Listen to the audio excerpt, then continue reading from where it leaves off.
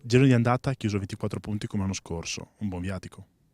Sì, è stato un buon viatico, visto per come eravamo partiti con 5 sconfitte di fila, ecco, ci siamo risollevati, abbiamo fatto secondo me soprattutto gruppo, ci siamo guardati negli occhi l'uno con l'altro e adesso la squadra va in campo che non gioca da singoli ma gioca da squadra e i risultati si stanno vedendo.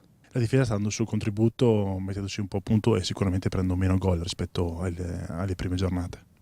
Sì, ecco, è il discorso che ho fatto prima, ci siamo più ricompattati, non è solo la difesa, i 4 difensori che prendono meno gol, ma è tutta la squadra che fa la fase difensiva.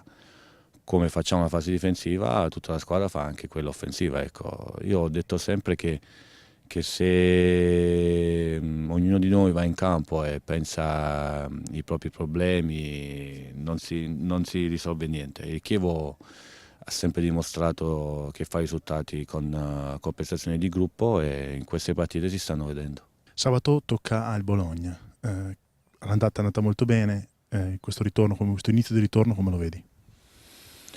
È una partita molto difficile, poi non dimentichiamoci che c'è un allenatore che conosce la maggior parte di noi, quindi preparerà la partita nei migliori dei modi, però ecco, se il Chievo fa il Chievo come ha fatto in queste ultime partite possiamo fare risultato anche lì a Bologna. Settimana scorsa si parlava della mancanza di gol da parte dei centrocampisti derivato dal gol di Kofi.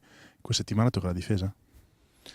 Ecco, diciamo che in passato nei gironi d'andata mi ricordo che noi difensori qualche gol lo abbiamo sempre fatto, ecco.